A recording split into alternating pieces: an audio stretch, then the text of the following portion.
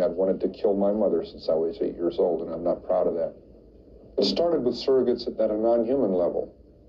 Physical objects, my possessions, other people's, destruction of things that are cared about, and then destruction of things that are living on a lower level, small animals, insects, animals, and then finally people.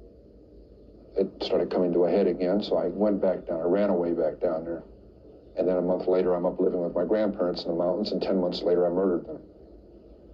It made it worse to be on top of a mountain. I was literally on top of a mountain when it happened. And I sensed everybody in the world just stopping what they were doing, turning around, saw what I did, and are coming to get me. And I knew I was paranoid at that moment. I knew anybody that came up there and gave me a funny look or a fishy eye or quizzical look, I'd have blown their brains out thinking they were coming to get me. And if it had been in a city, I would have been a mass murderer at age 15. I would have killed until they gunned me down. I wouldn't have been able to reason my way out of it. I was scared to death, and I was violent. I felt my back hit that wall. I was the rabbit that always ran, that always backed away, always burned his bridges. And suddenly there weren't any more, and my back hit that wall, and I came out screaming and kicking and shooting. He was released to the one person that authorities at the state mental hospital recommended he never see again. I got paroled to my mother. Atascadero decided that I didn't never need to talk to her again at all. Don't give her a Christmas present. Leave her alone. She got her pound of flesh out of you. I wasn't sniveling about my mother to them. I didn't like to hear what they had to say about her. She went through 3 husbands like a hot knife through butter. 4 months after I was out, I was back into the fantasy bag. My first date was an absolute disaster. It wasn't her fault, you know, and I didn't blame her even then. I'm saying it was a terrible tragedy, but boy, she didn't ever talk to me again. It was awful. It wasn't sexual or grabbing at her. I was just such a dork, taking her to a John Wayne movie and Denny's. It's terrible. I'd never been on a date. 16, that was cool, you know. I'd never been on a date, you know. I was locked up since I was 15. But I can't tell her that. Oh, gee, you don't mind me. You know, she kind of got hung up on my looks or whatever. You know, I mean, she's a gorgeous young lady. Pure class. And she saw something there that I guess wasn't there. And, boy, she found out quick. Taking elaborate precautions, he drove around universities and picked up hitchhiking co-eds while wearing these glasses. Yeah. These are the ones. Now, would you get in the car with this man? Huh?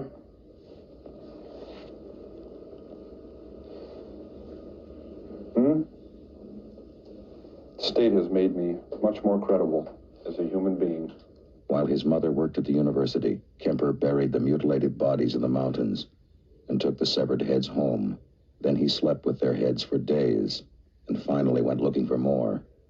But I was losing a grasp on something that was too violent to keep inside forever.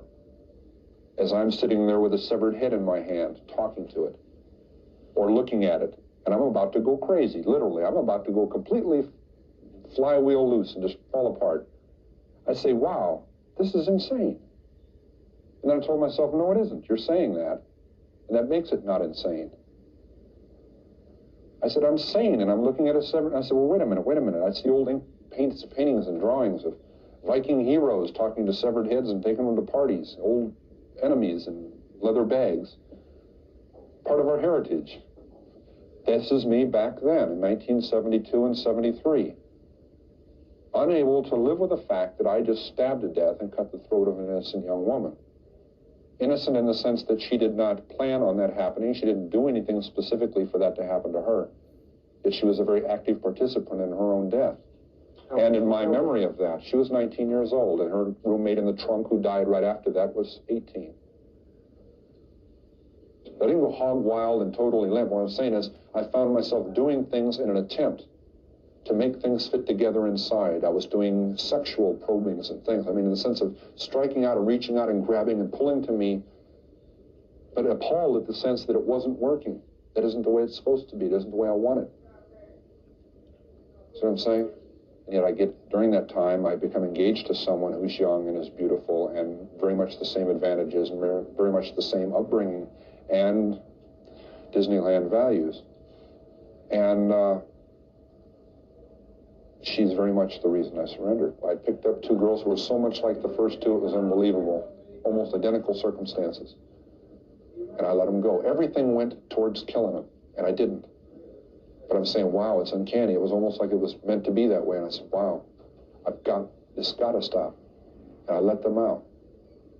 They never even knew what was going on. I let them out. I would have gotten away with those two being murdered. I said, no, it's got to stop. And a week later, I murdered my mother. Went back to Santa Cruz and killed her. He killed her with a hammer in her sleep, cut off her head and hands, but then put her vocal cords in the garbage disposal and threw darts at her severed head. I am an American, and I killed Americans. I am a human being, and I killed human beings. And I did it in my society.